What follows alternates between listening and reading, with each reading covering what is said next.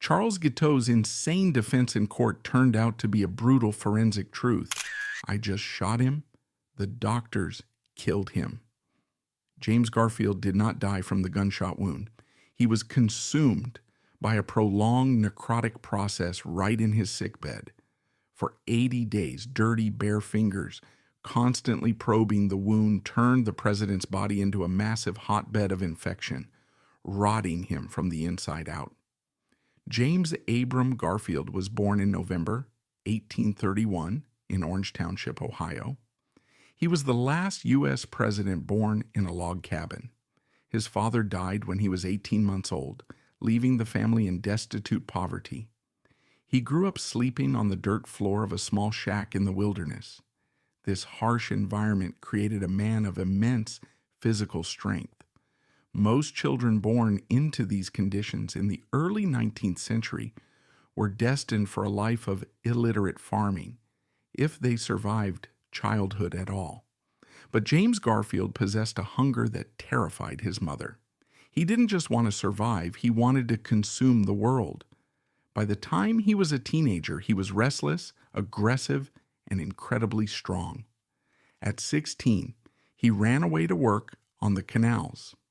This is the crucible that formed the man. The Ohio and Erie Canal was a rough, violent artery of commerce. Garfield worked as a driver, walking the towpath barefoot, whipping the mules that pulled the copper ore barges. He fell into the freezing water 14 times in 6 weeks. He fought with hardened boatmen. He slept in wet clothes and ate garbage. It was a life that broke weak men, but it turned Garfield into a physical specimen of immense durability. Yet inside this brawler's body was a mind that seemed to belong to a different species entirely. He returned from the canals, scraped together a few dollars, and entered the Goga Seminary. The canal boy who smelled of mule sweat discovered he had a photographic memory. He devoured books. He learned Latin and Greek with a speed that baffled his instructors. By age 26, the boy who had once walked barefoot in the mud was the president of Hiram College. He was a lay preacher who could hold a congregation in the palm of his hand. He was a lawyer, and soon he would be a major general in the Union Army. There is a legend about Garfield that sounds like a myth, but witnesses swore it was true. He could take a pen in each hand and simultaneously write a sentence in Latin with his left hand and a sentence in Greek with his right. This ambidexterity was a party trick, but it symbolized something deeper, a brain that fired on all cylinders, all the time. He was a man of total capacity. When the Civil War broke out, he didn't hide behind his academic status. He raised a regiment, the 42nd Ohio, largely from his own students. He led them into battle at Middle Creek and Shiloh. He had horses shot out from under him. He stood in the rain of shrapnel and saw men vaporized by cannon fire. He survived dysentery, camp fever, and the sheer exhaustion of command. By 1881, James Garfield was 50 years old, but he had the vitality of a man half his age. He was 6 feet tall, 210 pounds of muscle, and resolve. He loved to eat, he loved to laugh, and he loved to wrestle with his teenage sons on the floor of the White House. He was the embodiment of the post-war American possibility, a man who had risen from the absolute bottom to the absolute top through sheer force of will. He was in every sense a survivor. He had survived starvation, the canals, the Civil War, and the ruthless combat of Congress. He was indestructible, or so it seemed. As he prepared for his summer vacation in July 1881, Garfield felt a sense of relief. The first few months of his presidency had been a nightmare of political infighting, but he had won. He had defeated his rival, Senator Roscoe Conkling. He had asserted the power of the presidency. He was looking forward to visiting his wife, Lucretia, who was recovering from malaria at the New Jersey shore. He was happy. He had no idea that while he was planning his reunion, a shadow was stalking him through the streets of Washington. A shadow wearing a cheap suit and carrying a delusion so powerful It would shatter the nation. The canal boy had survived everything the world threw at him, but he was not prepared for the two things that were about to collide with his back: a bullet from a madman and the dirty fingers of a doctor named Bliss. If James Garfield was the granite manifestation of the American dream, solid, self-made, and enduring, then Charles Julius Guiteau was the American nightmare. He was a vacancy in human form, a creature composed entirely of unearned ego and catastrophic failure. While Garfield was building a nation, Guiteau was drifting through it like a virus looking for a host. He was 40 years old in 1881, a small, wire-thin man standing barely 5'5". His face was a map of nervous energy, twitching with a frantic, hidden frequency. His eyes were never still. By every objective metric of the 19th century, Guiteau was a wreck. He had tried to practice law in Chicago, a venture that consisted mostly of collecting debts for clients and then keeping the money for himself until the local bar association chased him out of town. He had tried to be a theologian, stealing the ideas of others and publishing a rambling, incoherent book called The Truth, which sold 0 copies. He drifted from boarding house to boarding house, leaving a trail of unpaid bills and stolen clothes in his wake. His failure was not just professional, it was primal. Years earlier, he had joined the Oneida community, the famous utopian sect in upstate New York. This was a commune dedicated to complex marriage, a system of free love where every man was married to every woman. It was a place designed for connection. Yet Guiteau was so physically repulsive, so socially toxic, and so manifestly unstable that the women of the commune universally refused to touch him. They nicknamed him Charles Gizmo, a useless gadget. Even in a society built on free love, he remained involuntarily celibate. His own father, a devout man, eventually wrote him off, believing his son was quite literally possessed by Satan. But Guiteau did not see a grifter when he looked in the mirror. He saw a titan.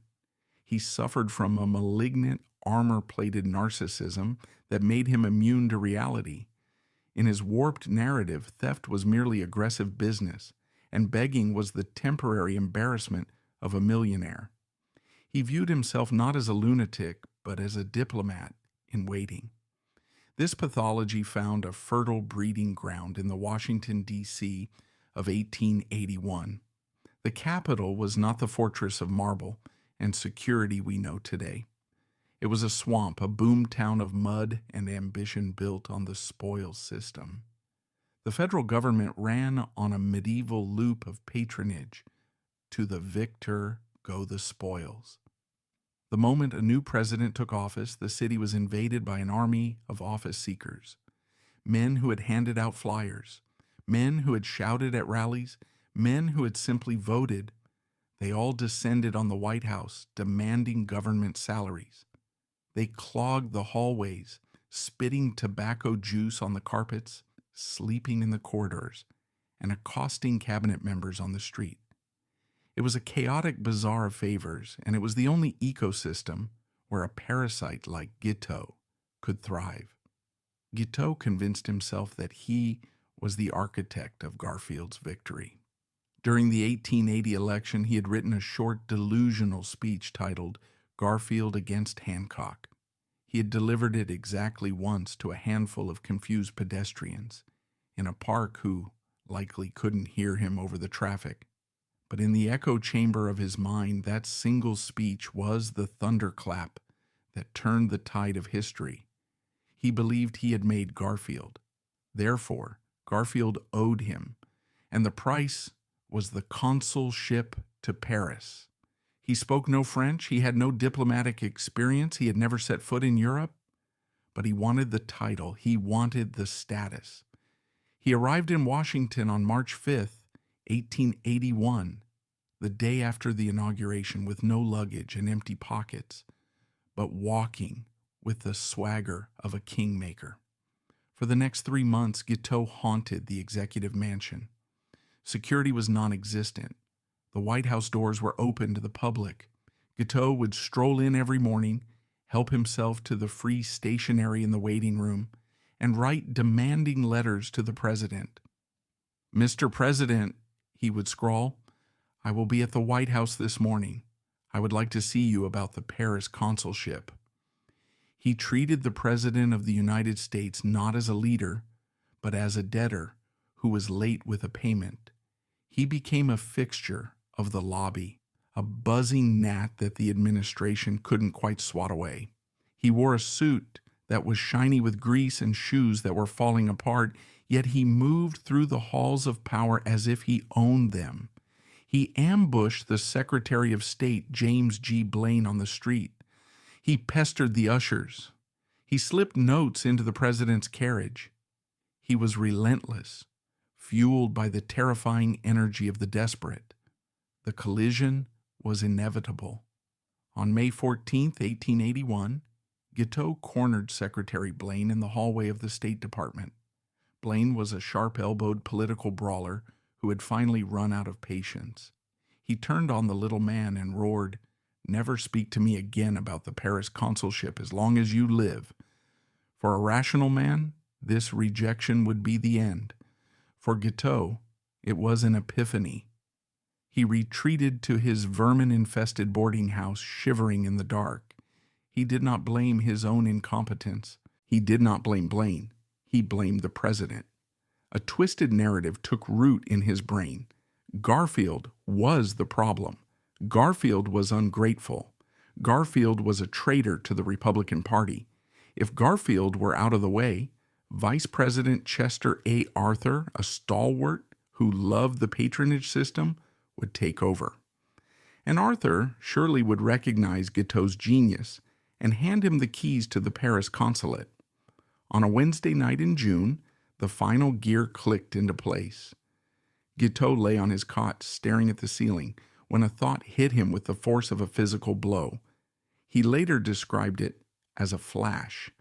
A voice spoke to him. It was not his voice.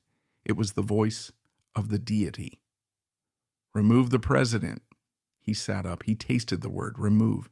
He never used the word kill. Killers were criminals. Assassins were anarchists. Guiteau was neither. He was an employee of God. This was not a murder. It was a political necessity. It was a removal, a correction. The next morning, the failed lawyer went shopping for the instrument of his destiny. He walked into O'Mara's gun shop on the corner of 15th and F Streets. He told the clerk he needed a revolver that would make a loud noise. He wanted the world to hear him. The clerk placed a British Bulldog .44 caliber revolver on the glass counter. It was a brutish, heavy weapon, designed for stopping power at close range. There were two models available. One had a simple wooden grip and cost $9. The other had a grip made of polished ivory and cost $10. Guiteau had to borrow money just to eat. He was wearing socks with holes in them. Yet he hesitated. He looked at the wooden handle and then at the ivory. In that moment, his narcissism overrode his poverty. He was already thinking about the museum exhibit. He imagined this gun sitting in a glass case in the Smithsonian 50 years later with a plaque reading, "The gun that saved the Republic." A wooden handle would look pedestrian. An ivory handle would look presidential. He spent the extra $1. He bought the ivory-handled gun, a box of cartridges, and a penknife. He was curating his own legacy before the crime was even committed. Now armed, the divine agent began to hunt. But Guiteau was no marksman.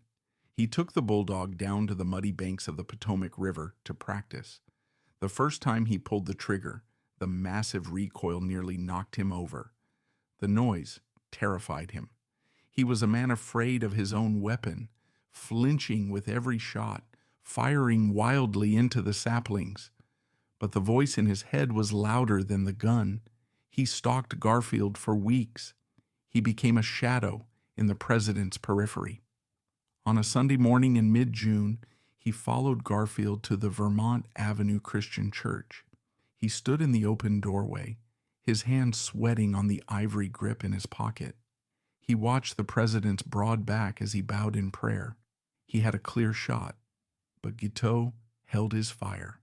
He later claimed he was worried about hitting an innocent bystander, but perhaps the sanctity of the church gave even his broken mind a moment of pause. Days later, on June 18th, he followed the president to the train station. Garfield was seeing his wife Lucretia off to a seaside resort. She was recovering from a brutal bout of malaria and looked frail, thin, and ghostly. Guiteau crept close, the gun heavy in his pocket. He watched the president tenderly kiss his sick wife goodbye. And then the monster showed a flicker of humanity that makes him even more chilling. He decided not to shoot.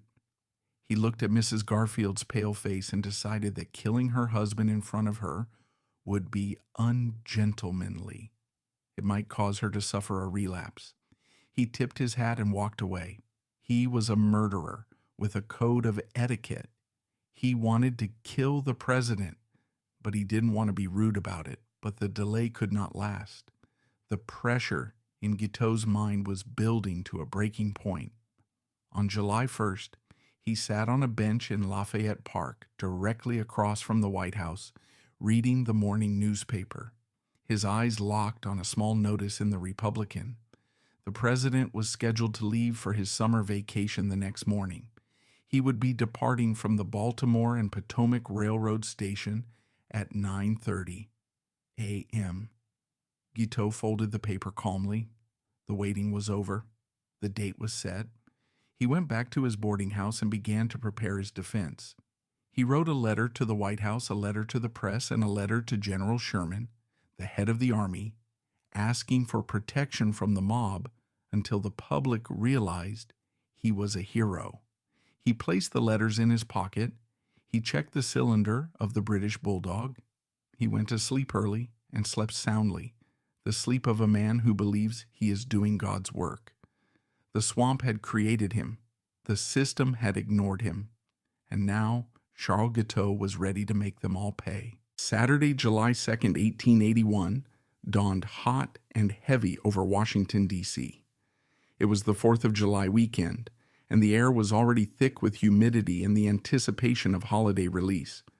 For President James Garfield, this was not just a weekend. It was a desperate escape. He had spent his first 4 months in office wrestling with the patronage sharks, sleeping little and aging visibly. But this morning, the political war was won. He was leaving the swamp.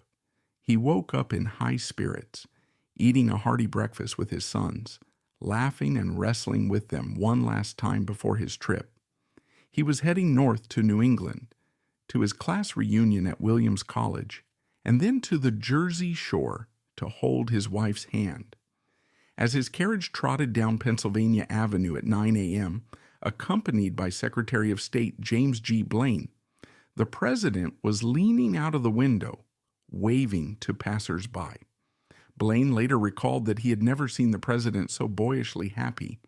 He felt like a schoolboy let out for summer recess, unaware that his holiday would end in blood.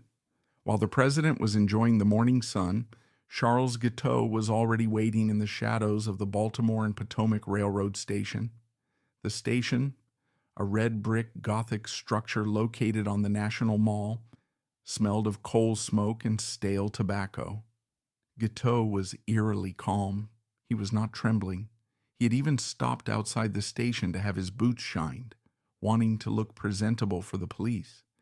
He checked his pockets one last time, feeling the cold weight of the ivory-handled revolver and the letters of explanation he had written to the American people. He instructed his hack driver to wait for him, fully expecting to be driven to the jail in style. He entered the station, surveyed the benches, and paced the floor, not with fear, but with the terrifying purpose of a man who believes he is an instrument of God.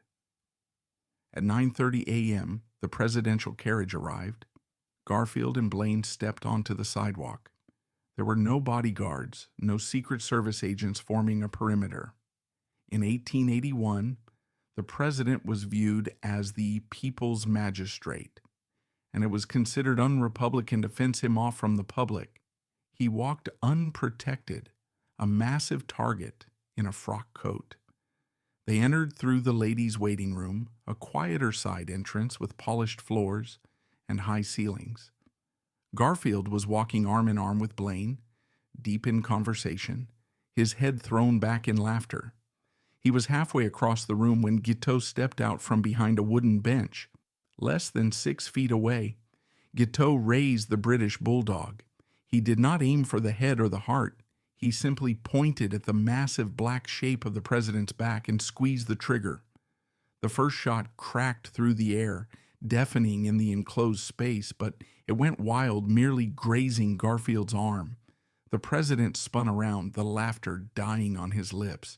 He looked at the small bearded man holding the smoking gun, his face registering not fear, but pure confusion. He gasped, "My God, what is this?" Guiteau did not answer. He took a step closer, leveled the gun again, and fired. This time, the aim was true. The heavy .44 caliber slug slammed into Garfield's back, just above the waist, 4 inches to the right of the spine. The impact was kinetic and brutal. Garfield's knees buckled immediately. He didn't fall. He crumbled, crashing face first onto the waiting room floor, his top hat rolling away into the dust. Pandemonium erupted instantly. Women screamed and fainted, while passengers scattered in terror. Secretary Blaine screamed, "My God, he has been murdered." Guiteau turned to run, heading for the exit where his cab was waiting, shoving the gun back into his pocket. But he ran straight into Patrick Kearney, a D.C. police officer who had heard the shots. Kearney grabbed the little man by the collar. Guiteau didn't fight. He looked up at the officer and shouted his rehearsed line, the line that proved his delusion. "I did it. I will go to jail for it. I am a stalwart, and Arthur is now president." As the police dragged him away from the lynching mob forming outside, the tragedy on the floor of the ladies' waiting room was shifting gears. The political crime was over. The medical crime was about to begin. Garfield was conscious, but he was in shock. He tried to vomit, his body violently rejecting the trauma, and a pool of bile and stomach acid began to form on the floor next to his face. He looked up at Blaine, his eyes wide with the realization of his own mortality, and whispered, "I am a dead man." But he was wrong. The anatomy of the wound tells a different story. The bullet had entered the back, fractured the 11th rib, and plowed through the soft tissue behind the abdominal cavity, finally coming to rest behind the pancreas encased in a layer of fat. Crucially, the bullet had missed the spinal cord, the intestine, and the aorta entirely. It was a sterile lead slug lodged in a safe place. If he had been left alone on that floor, the body would have walled off the bullet with a cyst, and he almost certainly would have survived. But he was not left alone. Within minutes, the first representative of the American medical establishment arrived, Dr. Smith Townsend, the local health officer. He rushed in from the street and knelt in the filth beside the president. He saw the hole in the president's coat. Calling for neither hot water, soap, nor alcohol, Dr. Townsend took fingers that had been touching the station floor, the door handles, and his own sweaty clothes, and inserted his unwashed pinky directly into the bullet hole in James Garfield's back. He probed deep, twisting his finger around in search of the bullet. He found nothing but bone splinters, but he left behind a massive colony of Staphylococcus bacteria. This was the first mistake, the inoculation of death. Townsend withdrew his finger and shook his head, declaring the president was dying.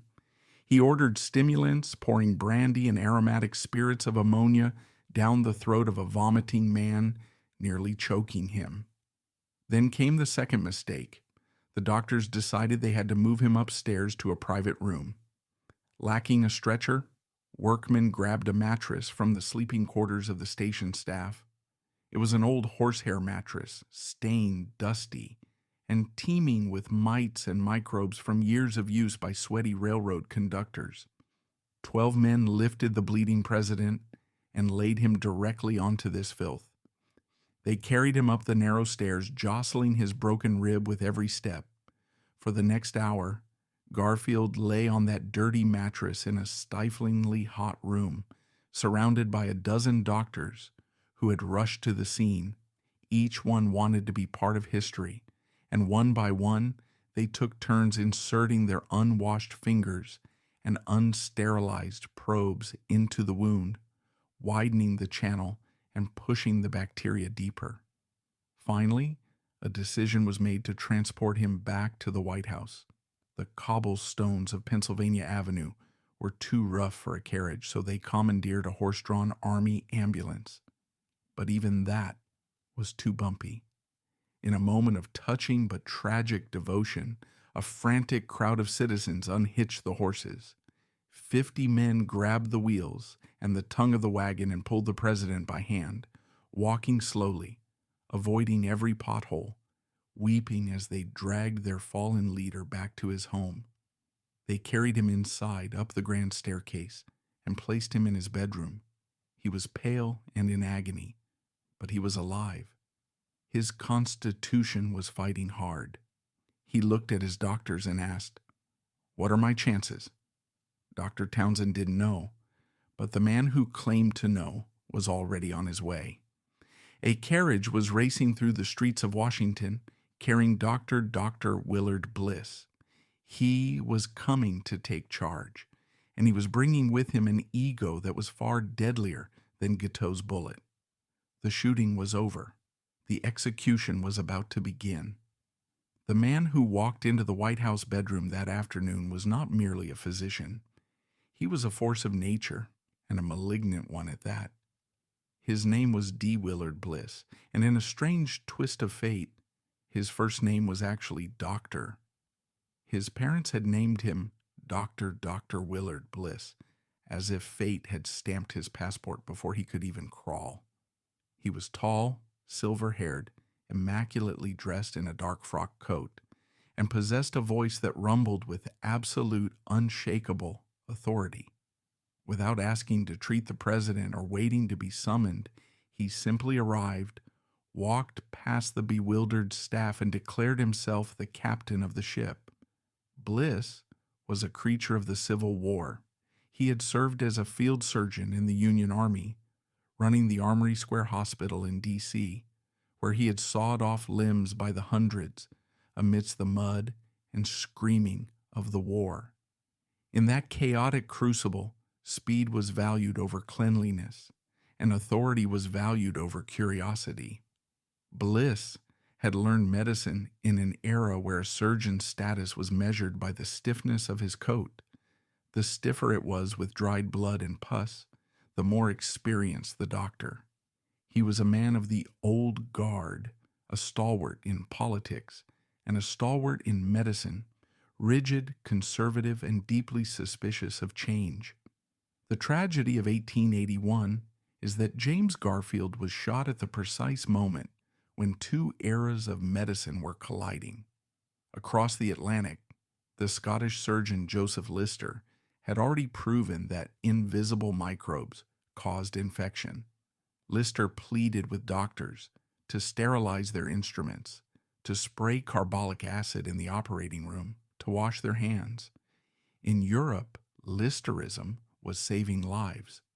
But in America, men like Bliss regarded the germ theory as an insulting fairy tale.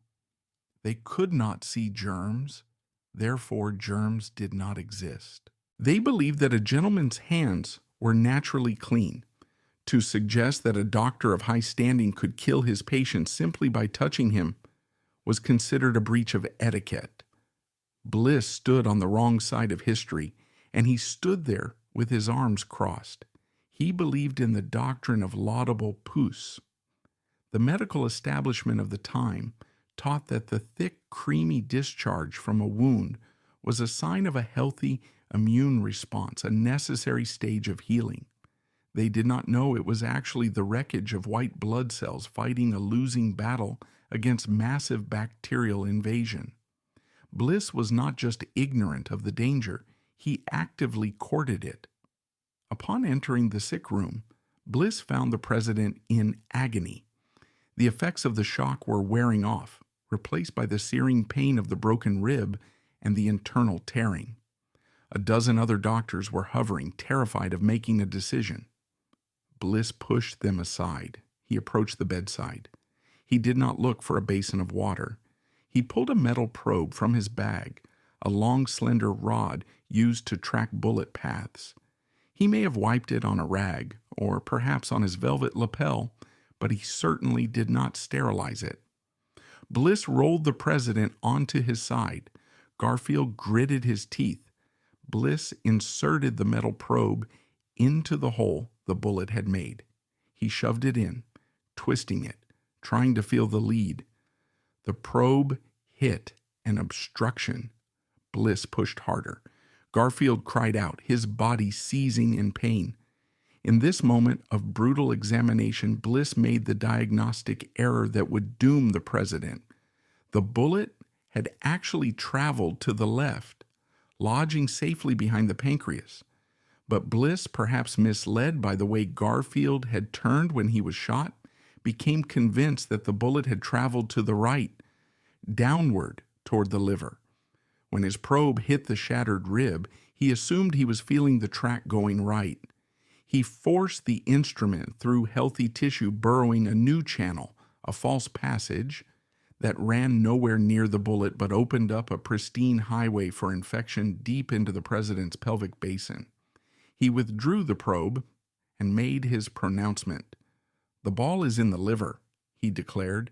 "He will likely not survive the night." Having delivered this sentence, Bliss moved to consolidate his power.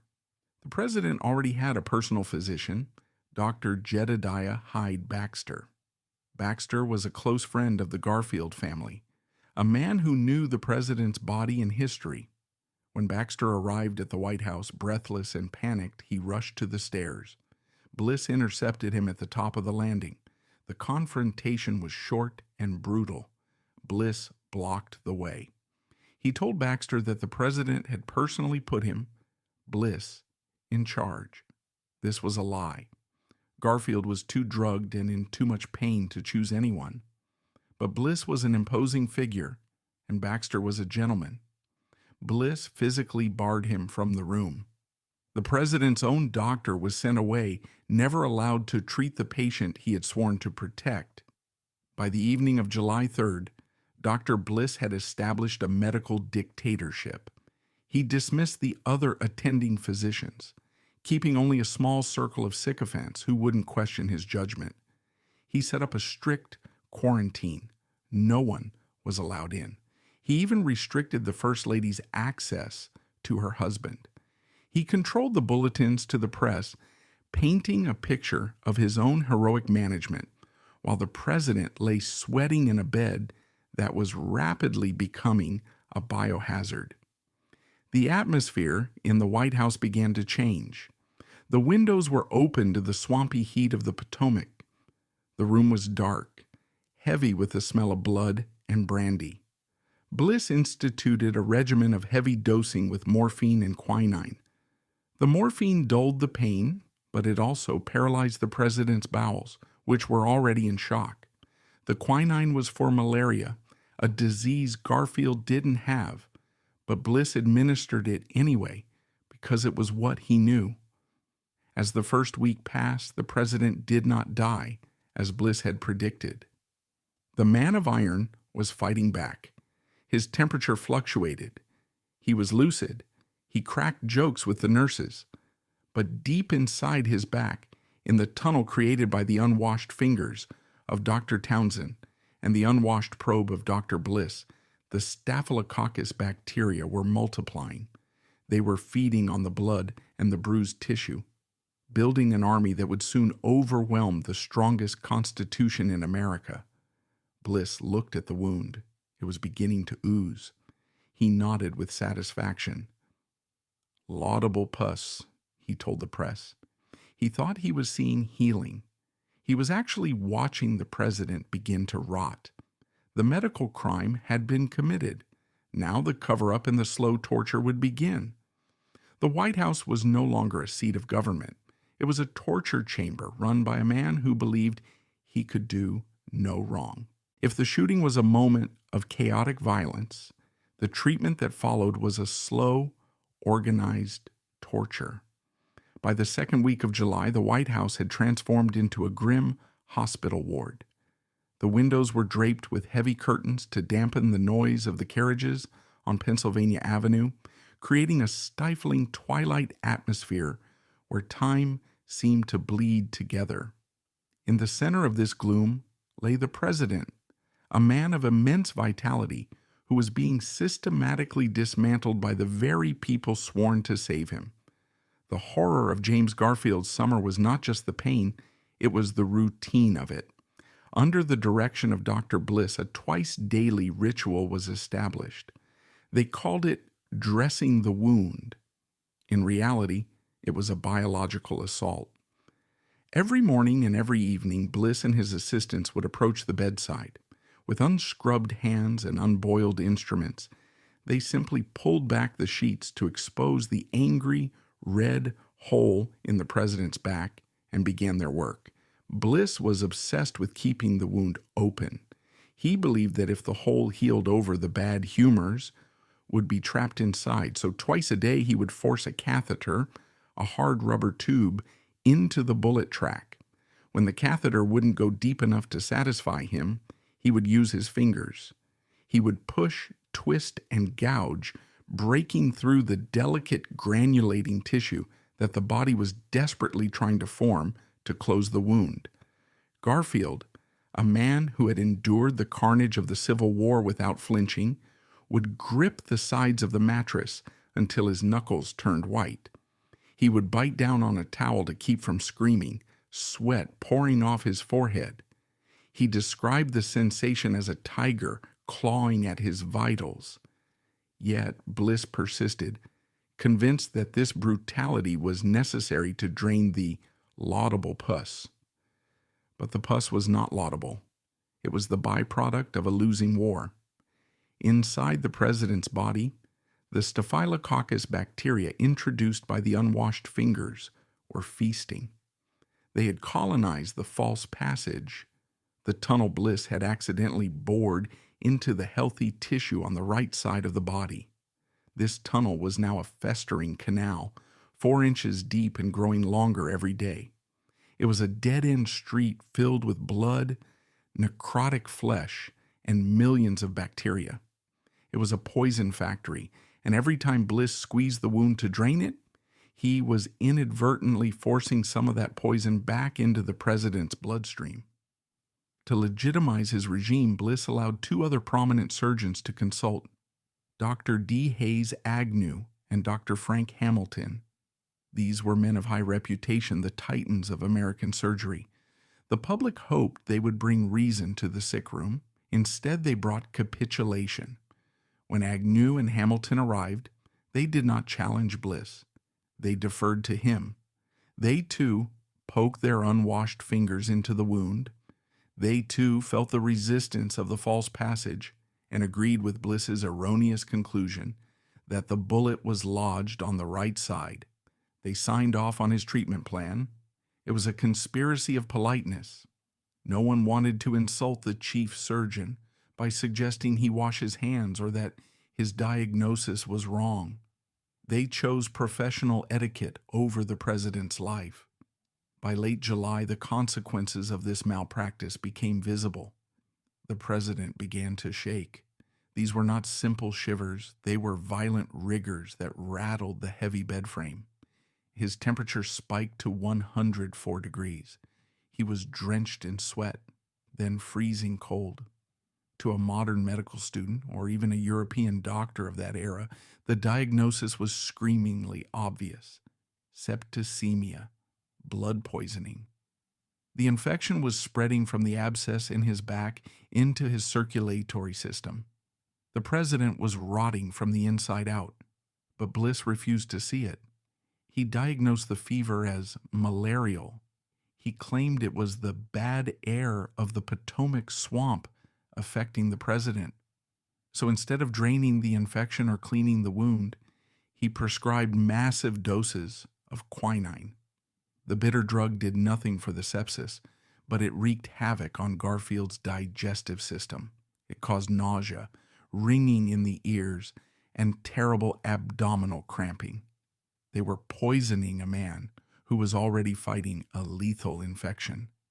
The president's appetite vanished. The sight of food made him gag.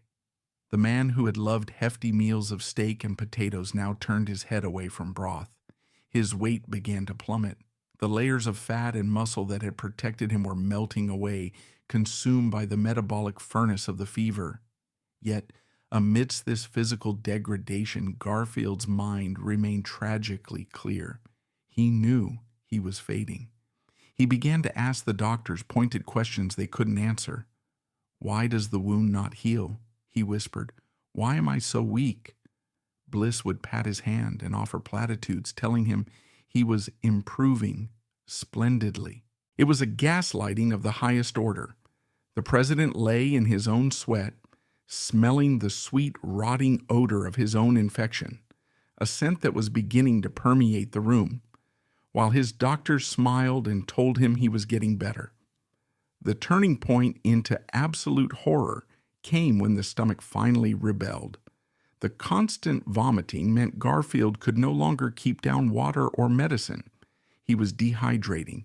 He was starving. And Dr. Bliss, ever the innovator of bad ideas, decided that if the president could not be fed through his mouth, he would be fed from the other end. The order was given.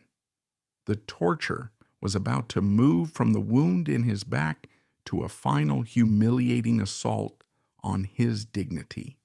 The era of rectal feeding was about to begin, marking the descent from medical tragedy into the grotesque. By August, the medical treatment of the president had descended into a realm of grotesque absurdity. The man who had once been a dynamo of energy, capable of debating policy while writing Greek and Latin simultaneously, was now a starving skeleton trapped in a bed that smelled of death. The vomiting caused by the septic infection had made it impossible for him to retain food. His stomach, ravaged by morphine and quinine, had shut down.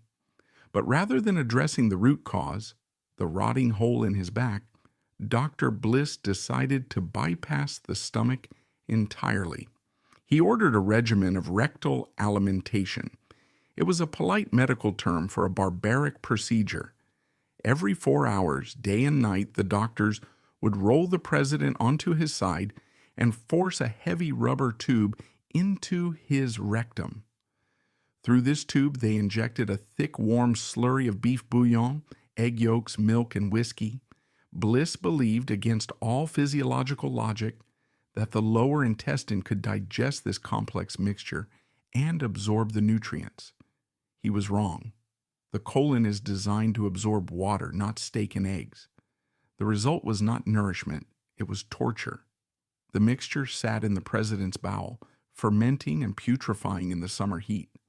The whiskey irritated the delicate lining of the intestine, causing agonizing colic and violent spasms that racked Garfield's already broken body. The president begged them to stop. He told them he felt like he was being torn apart from the inside. But Bliss, with the arrogance of a man who cannot admit error, insisted the feedings continue. The room began to reek of unprocessed waste and flatulence, a humiliation that stripped the last shreds of dignity from the leader of the free world. Under this regime of starvation disguised as science, James Garfield began to vanish. When he entered the White House, he weighed 210 pounds. By mid-August, he had dropped below 130 pounds. His cheeks hollowed out. His eyes sank deep into their sockets. The magnificent muscles of his arms and legs, forged on the canal towpaths of Ohio, withered away until the skin hung loose on his bones like wet drapery. He was literally cannibalizing himself, his body consuming its own muscle tissue in a desperate bid to keep the heart beating. Then, the sepsis moved to its next target. The Staphylococcus bacteria, having turned the back wound into a swamp, hitched a ride in the bloodstream and found a new home in the parotid gland, located just behind the right ear. It started as a small lump. Within days, it had swollen to the size of a grapefruit. The pressure on the facial nerves was immense. Garfield's face became paralyzed on the right side, drooping into a slack, lifeless mask. He could no longer close his right eye. He could not smile. The pain was blinding. A constant throbbing pressure inside his skull that no amount of morphine could silence. On August 24th, the abscess could no longer contain the infection. It burst. But it didn't just burst outward. It ruptured internally. A foul stream of pus began to pour out of the president's right ear. It leaked into his throat, causing him to choke on his own corruption. It even seeped out of the corner of his eye. The President of the United States was literally leaking pus from every orifice of his head. Dr. Bliss's solution was to reach for the knife again. Without anesthesia, because the president was too weak to withstand it, Bliss took a scalpel and sliced open the president's face to drain the gland. He made several incisions, carving through the swelling. The relief was temporary, but the damage was permanent. The handsome, bearded face of James Garfield was now a ruined landscape of surgical scars, paralysis, and weeping sores. The horror of the situation was total. The president was a conscious prisoner in a rotting body. He knew he was dying. He looked at his hands, now just translucent claws, and whispered to his friend, "I am a shadow." Yet in the hallway, Dr. Bliss continued to issue bulletins to the press, claiming that the president was resting comfortably and that the symptoms were merely minor complications. It was a lie of monumental proportions. Inside the sick room, the smell of decaying flesh was so overpowering that the nurses had to soak their handkerchiefs in cologne just to breathe. The president was not recovering. He was liquefying. But even in this darkest hour, there was one final flickering candle of hope. A man of science, a true genius who represented everything Dr. Bliss was not, had been working feverishly in a laboratory across town. He believed he could find the bullet that the doctors had missed. He believed he could save the president with a machine that had never been used before. Alexander Graham Bell was coming to the White House, and he was bringing the future with him. While Dr. Bliss was busy carving the president with his scalpel, a different kind of mind was at work in a laboratory on Connecticut Avenue. Alexander Graham Bell was 34 years old, already famous as the inventor of the telephone, and arguably the most brilliant man in America. He had been following the medical bulletins with growing horror. He realized that the doctors were flying blind, digging into the president's body because they could not locate the lead bullet. Bell approached the problem not as a surgeon, but as a physicist.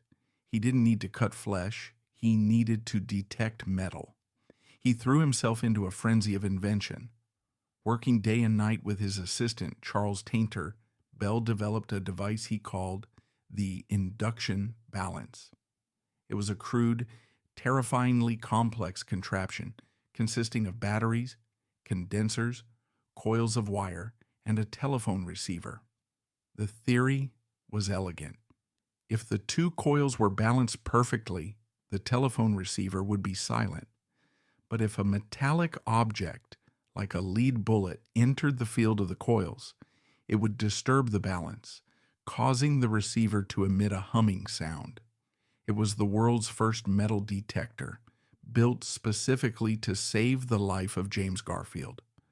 On July 26th, Bell brought his machine to the White House. He was anxious. The device was finicky, and the heat in Washington was oppressive. But the real obstacle was not the humidity, it was Dr. Bliss. From the moment Bell arrived, Bliss treated him with thinly veiled contempt. To Bliss, Bell was an interloper, a non-medical man trying to use magic tricks to solve a problem that belonged to surgeons.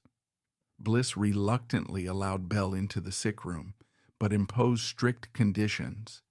He was the gatekeeper, and he would dictate how the science was used. They carried the heavy batteries and coils into the president's bedroom. Garfield looked at the machine with weak, hopeful eyes. He was a lover of technology, a man who had once been fascinated by the telephone.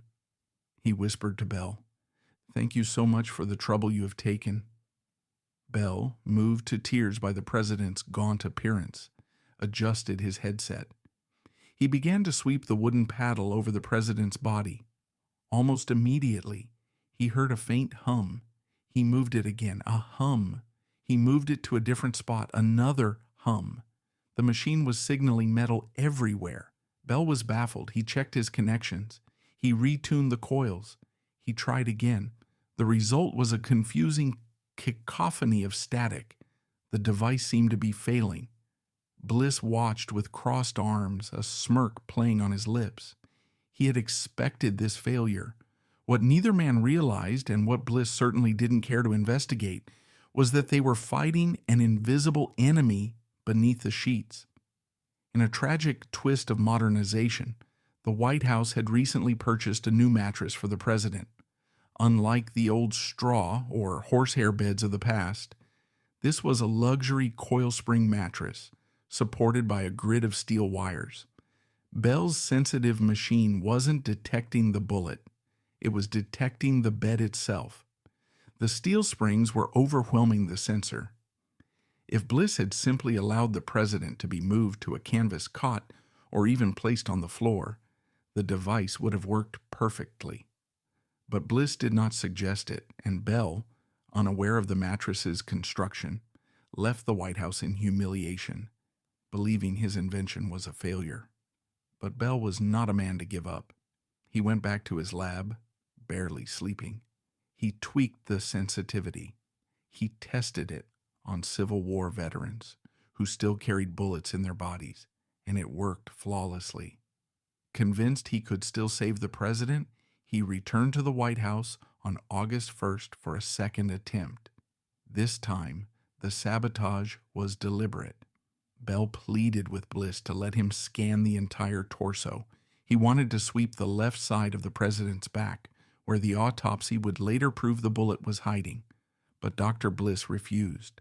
He was dogmatic in his diagnosis. The bullet was on the right. He told Bell that the president was too exhausted to be moved or rolled over. He grabbed Bell's hand and physically guided the wand only over the right side of the body, the side of the false passage, the side with no bullet. Bell scanned the empty area. Silence. The machine detected nothing because there was nothing there to detect.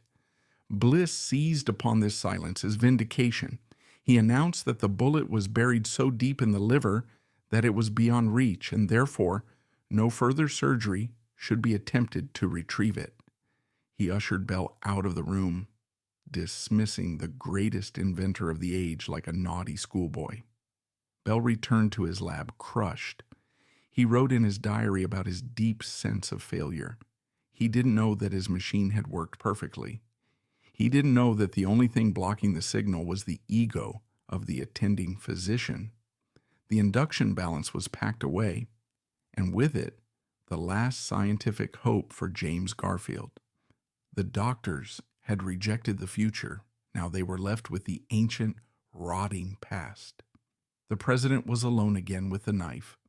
By the beginning of September, the White House had ceased to be a residence and had become a sepulcher.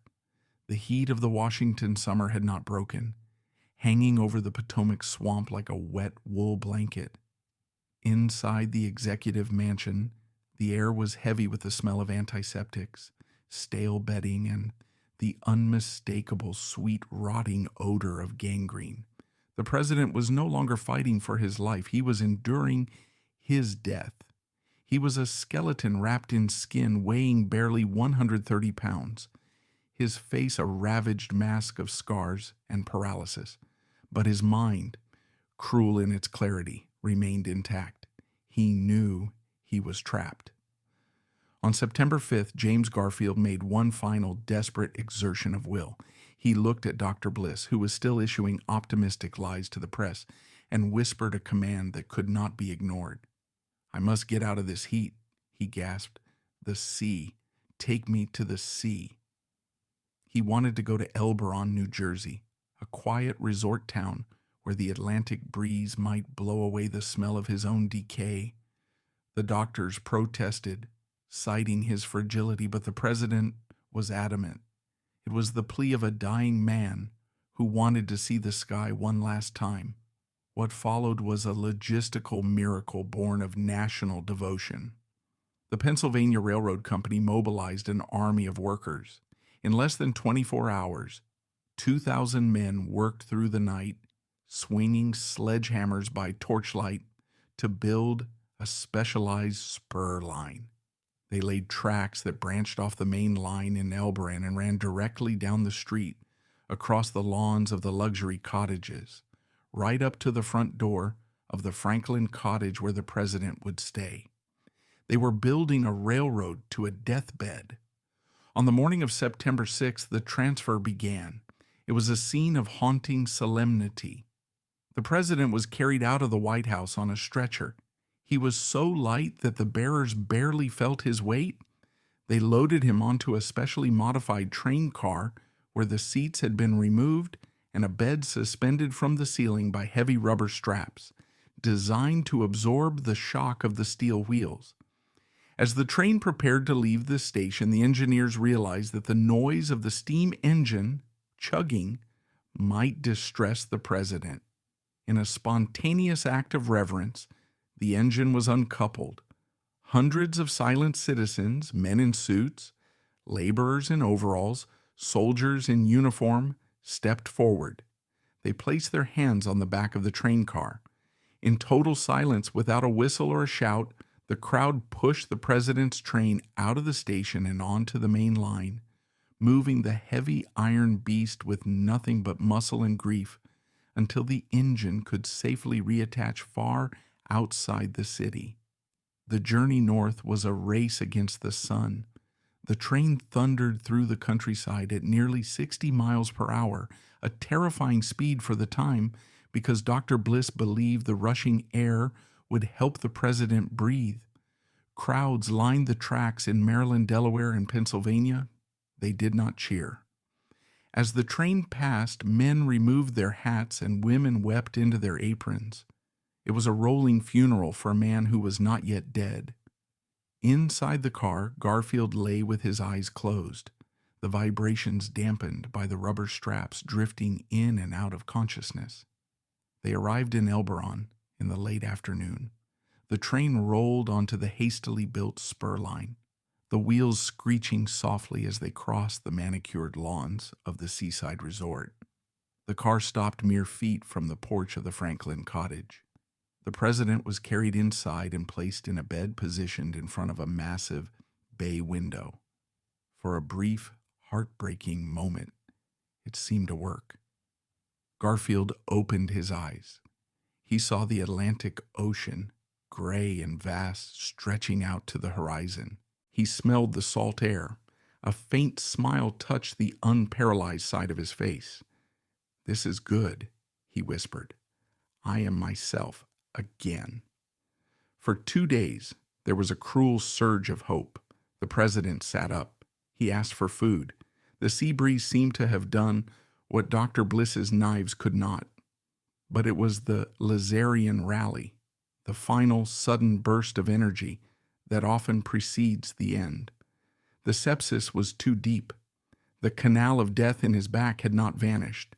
It had merely traveled with him. The bacteria were deep in his blood, clustering in his heart, waiting for the final blow. By the second week of September, the shadow returned. The fever spiked. The chill shook the bed so violently that the doctors had to hold him down. The view of the ocean, once a comfort, became a taunt, a symbol of the vast, cold eternity that was waiting for him. The escape was over. The destination had been reached. Now, there was nothing left to do but die. By the middle of September, the Franklin cottage in Elberon had become a house of whispers. The carpets were thick to muffle footsteps. The servants communicated in hand signals.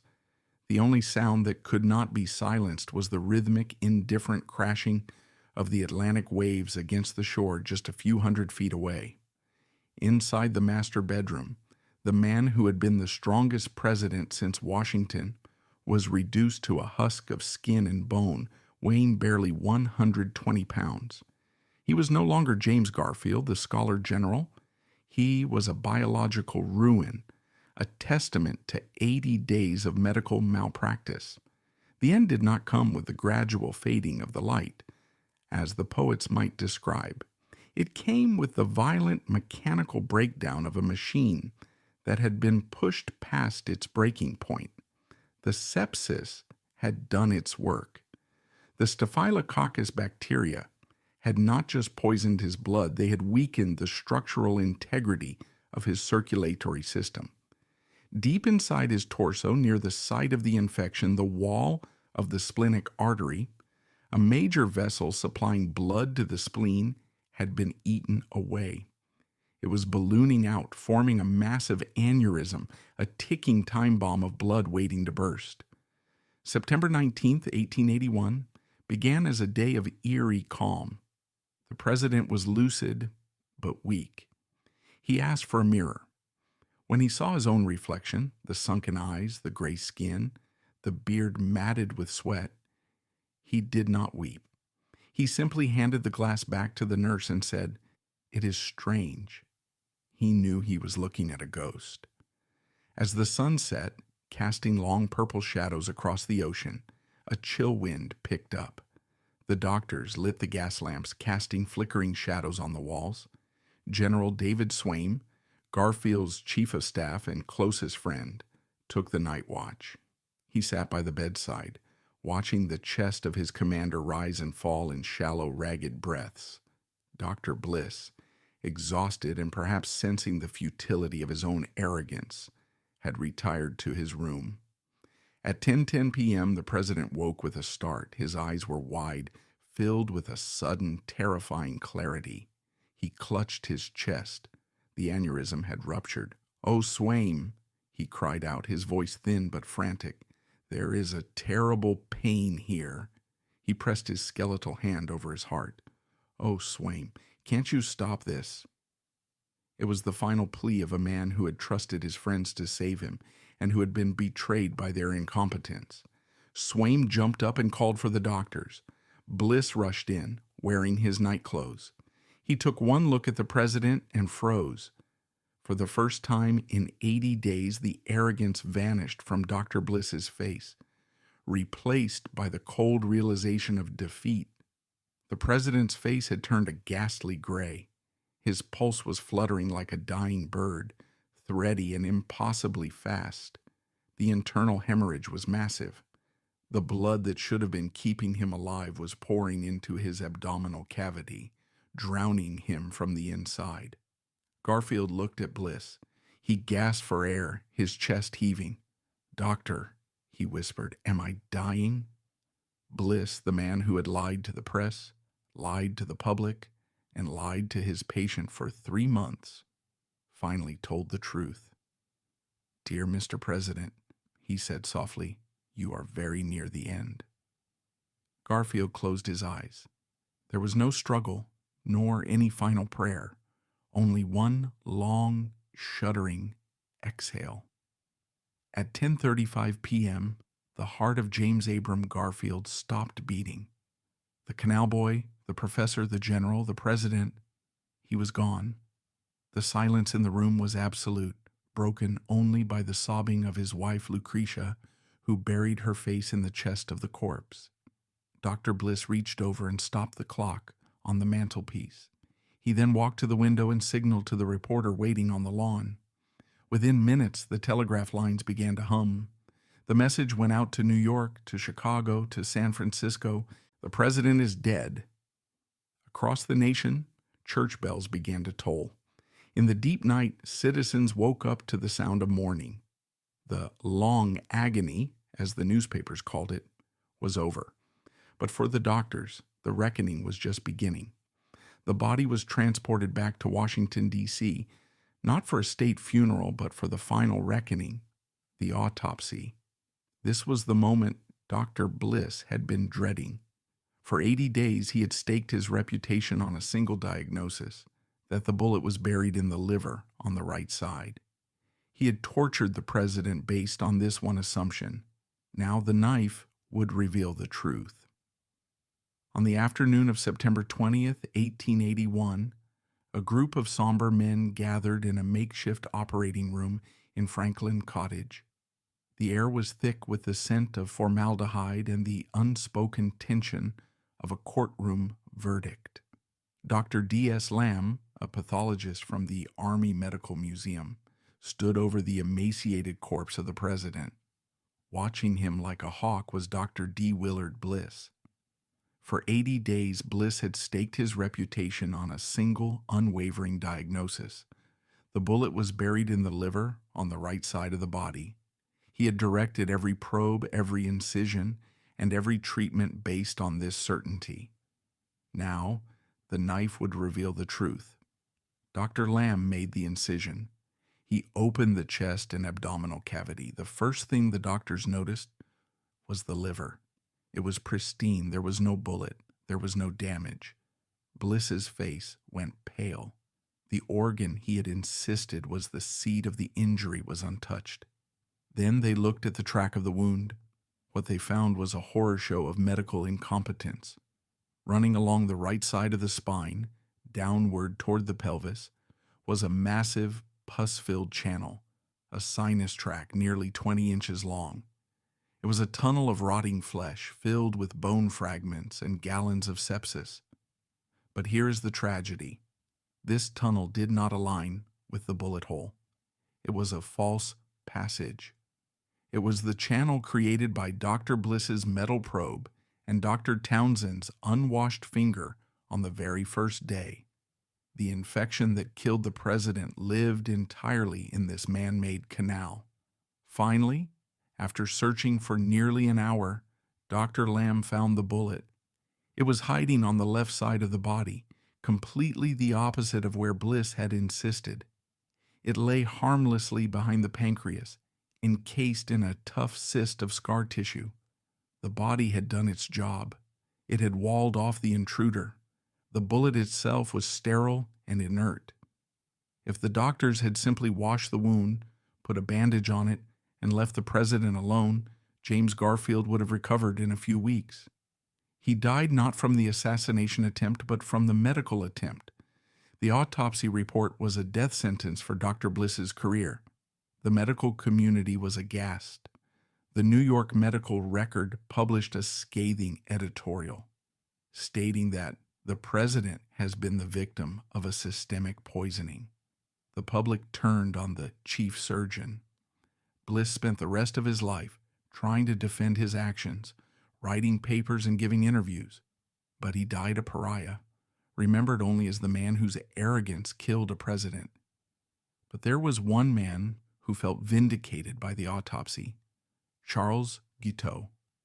The trial of the assassin began in November 1881. It was a circus. Guiteau sang songs in court, insulted his own defense team, and compared himself to the Apostle Paul.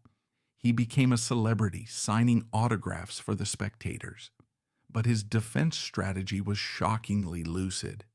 When the autopsy results were read, showing the harmless bullet and the deadly infection caused by the doctors, Guiteau stood up and shouted his most famous line, "The doctors killed Garfield.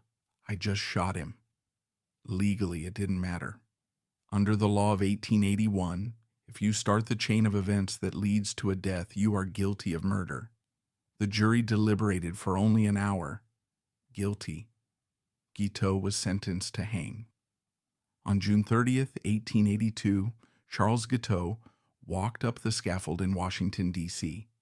He recited a poem he had written for the occasion, titled, "I Am Going to the Lordy." He smiled as the hood was placed over his head. The trapdoor opened, and the man who wanted a consulship got a rope instead.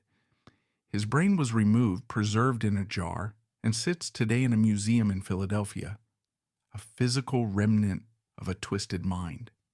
But the true legacy of James Garfield's death is not the hanging of a madman.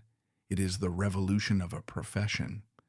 The sheer public horror of the president's 80-day torture broke the resistance of the American medical establishment. The old guard, who scoffed at germs, could no longer defend their dirty hands. The evidence was too grotesque. The contrast between the clean bullet and the rotten probe was too stark. Within a decade, Listerism, the practice of sterile surgery, became the standard in American hospitals. Doctors began to boil their instruments. They began to wear masks. They began to wash their hands. The death of James Garfield was the sacrificial event that dragged American medicine out of the Dark Ages and into the modern era. Today, if a president were shot in the same spot as James Garfield, he would be in surgery for 2 hours to remove the bullet and clean the wound. He would be on antibiotics for a week. He would be back in the Oval Office within a month. James Garfield was a man of immense potential, a what-if of history. He was a scholar, a soldier, and a statesman who believed in the unity of the nation. His presidency is often dismissed as a footnote, a short interlude between other men. But his contribution was physical. He offered his body to the altar of science. He suffered the unimaginable so that the rest of us wouldn't have to. Every time a surgeon scrubs in, every time a nurse opens a sterile package, every time a patient survives a gunshot wound without infection, they are unknowingly paying tribute to the president who rotted alive. James Garfield died both for his nation and by its medical ignorance, a sacrificial tragedy that ultimately saved the future.